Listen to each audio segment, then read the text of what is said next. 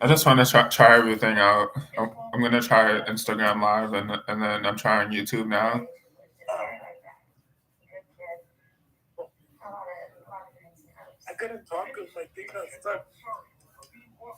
Mm.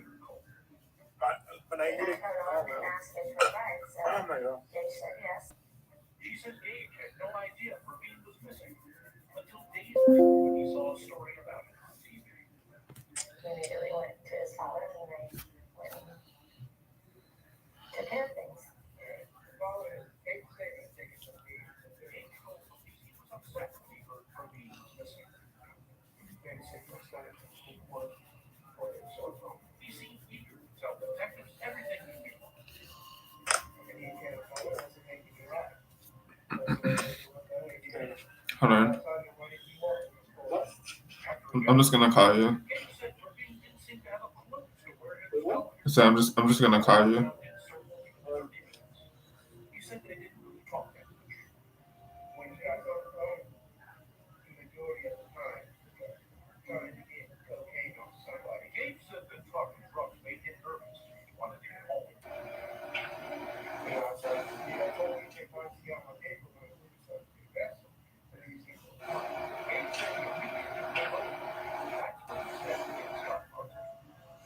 Kissing your brother on Twitter is wow.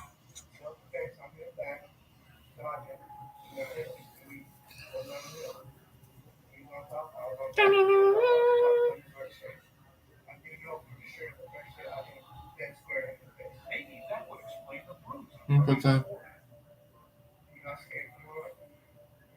Put that.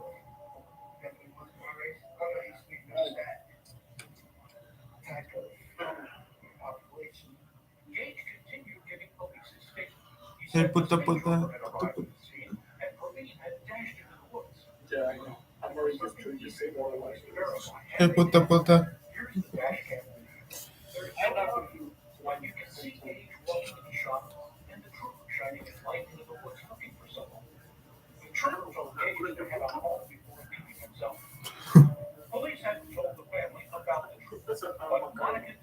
Huh? Hmm.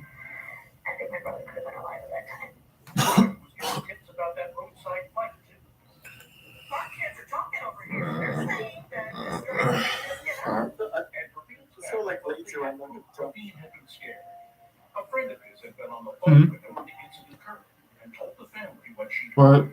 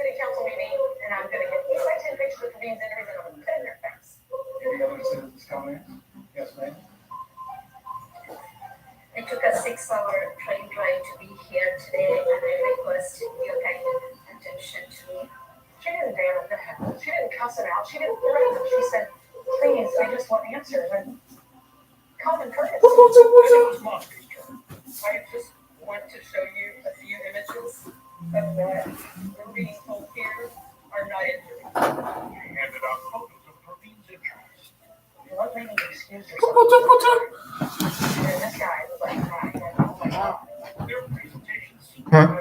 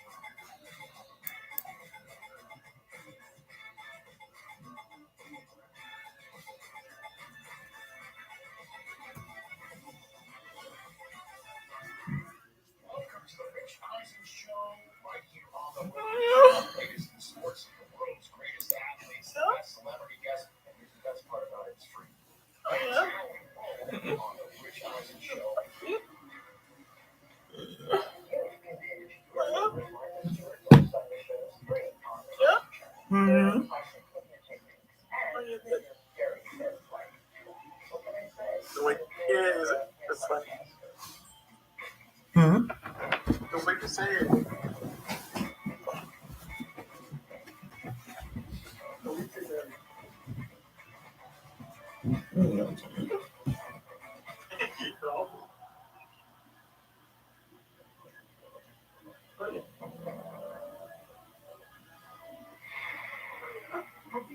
Had been left untouched since his death.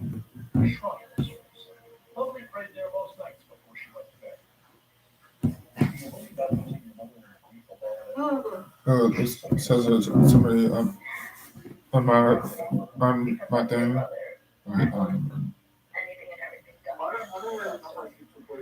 So we have to fight. either. For love, that no longer been protests or speeches. It meant hours studying the police case file. Monica traveled to Chicago to help her. We got dry erase boards, you know, which officers were here, what they do with someone, when he seen us recording the time with this, like we were pretty awesome. Don't touch our stuff. They started to question just how cooperative Gage had really been with the police. Remember, he said how badly he felt about Ruby's death. But it turns out Gage hadn't come home. I thought it was It was only after his cousin told police about it.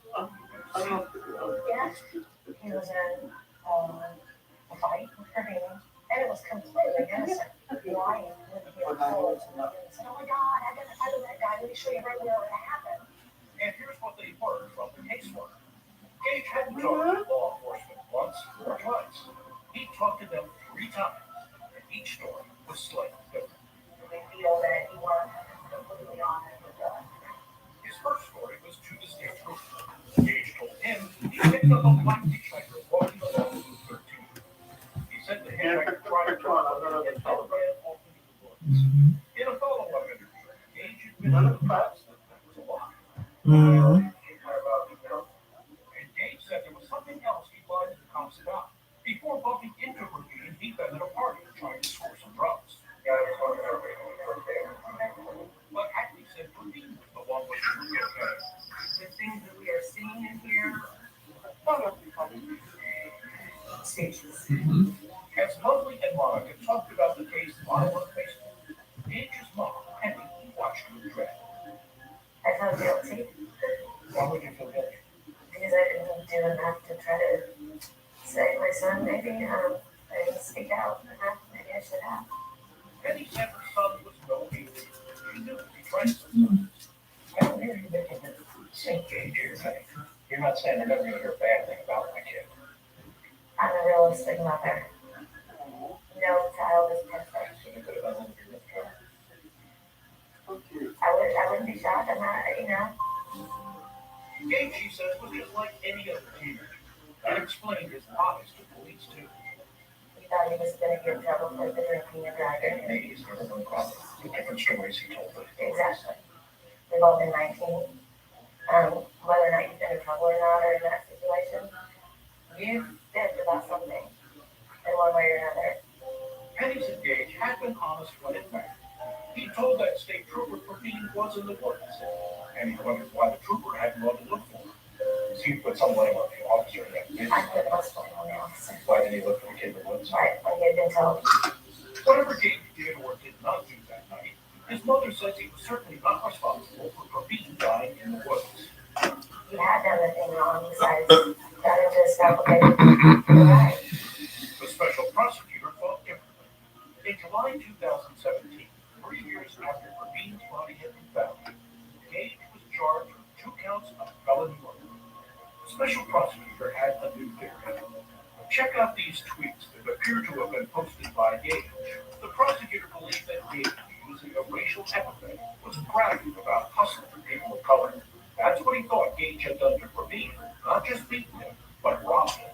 Under Illinois law, if the special prosecutor could prove Praveen died as the result of Gage's blows or a possible robbery, even if he didn't mean to kill him, Gage could be found guilty of felony murder. It's such a relief. It's a peace of mind. After the charge, Lovely felt as though she could breathe for the first time since Praveen's death. Penny was happy. What do you do? I fall to pieces at first, and then I got over myself up and I hug him and I told him everything's going to be okay. Derek Hart, Gage's best friend, says Gage was terrified. Since Pervine's death, Gage had become the father to a little girl. I've never seen a dude cry until the day before he started going to trial. I mean, that's a guy that's scared for his life, you know. Pervine had died in the most bitter of winter colds. It was blazing summer. His family and Gage's family stepped foot into the Jackson County Courthouse. Did you ever catch eyes with Pervine's mom? I tried. Yes, I wanted her to feel my sympathy. But it didn't happen. No, because by that point, they wanted my son to pay. The prosecutor's case is this. Gage's blows inflicted during a robbery had sent Pervine fleeing into the woods, disoriented from his injuries. He died No. of bitter cold. And the prosecutor argued I'm just resting my eyes. that Gage's lies to police to see a guilty man tried to cover his trials. No, I said I'm resting my eyes. The very first question they asked him about his name, he answered the lie. Gage's defense attorney, Michael Webster, came back swimming, arguing Pervine's death as a tragedy, but one of his own making. The problem with Pervine that night was he was poorly dressed for the weather. All he had was a t-shirt and a pair of jeans on. He froze to death. That was the cause of death. The defense said Pervine's injuries were hardly life-threatening. If anything, the defense argued, it was the alcohol in Pervine's system that had made him more vulnerable to hypothermia. But what about those negative tox results? How do you reconcile this with the scientific finding? The kid was not wrecked because he lived for at least 3 or 4 hours after he went into the woods. So the body's metabolizing. Absolutely. And yet, how drunk could Pervine have been if he made that phone call to his friend telling her, don't hang on? He's having a sensible phone conversation with that friend in Chicago.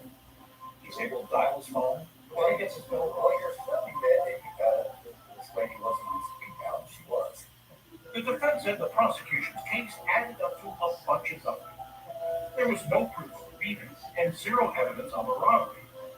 He said those tweets were posted almost a year before Pervine's death, that they were crude and stupid, but that's all they were, words, and didn't prove anything. They hadn't even been allowed into trial by the judge. What's more, When Pervine was found, he had his wallet on him. He had $24 of cash in his wallet. then the defense attorney made a bold move. He called Gage to the stand. It didn't go well. Gage's first day of cross-examination was tough. It was tough. Shocked Marilyn. Dream come true. Because Gage did something Monica had never imagined. He admitted punching Pervine and demonstrated to the jurors just how he'd done it. Lovely said, he said it. He finally said it. I hit him right here. And she's like, that's all I need. Lovely had fought for years to get her son's case heard inside the court. After 9 days of testimony, it was in the hands of the jury. But what happened next surprised everyone. Coming up, a verdict, but me, not again. I've been doing this over 30 years, and it was the first time I've ever had this happen. When Dateline continues.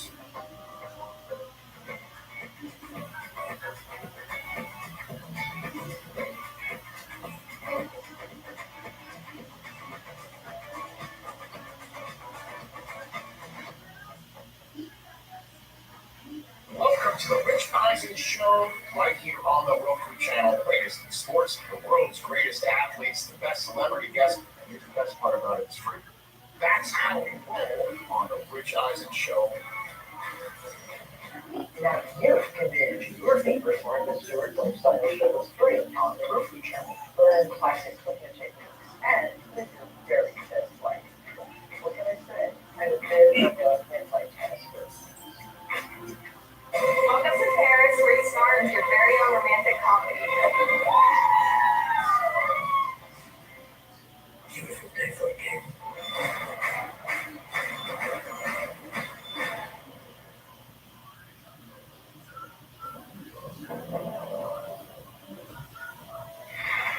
Lovely and her family waited patiently inside the Jackson County Courthouse as a jury decided whether to find Gage Bethune guilty of their son's murder.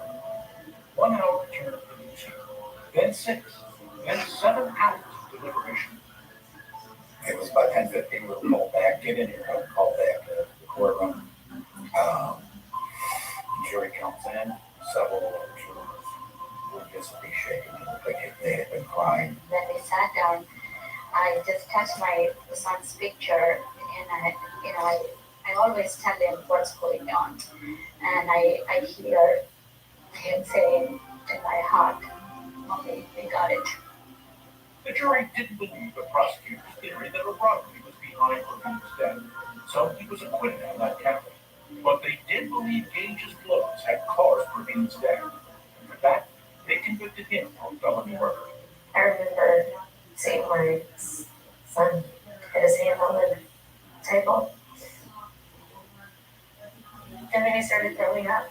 He yelled, "Mom," as he was throwing up, and I was listening. I just wanted to hold him, and I wasn't allowed to. He was touching. I could hear crying from the other side. I could hear crying from our side. I was numb. I was thankful. I was devastated. Nobody wins. Is it justice? Is justice done? Yes. Gage was let away. His sentencing was set for a later date.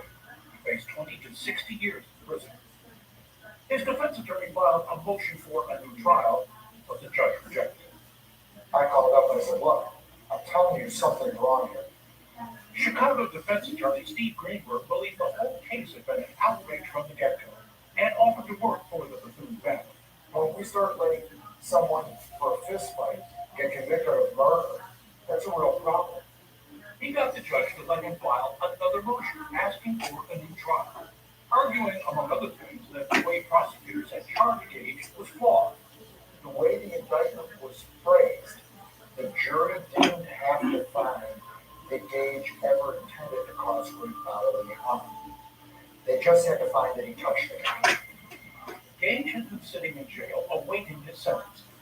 Penny says it was hard to see him there, but harder still was explaining to his daughter why he wasn't coming home.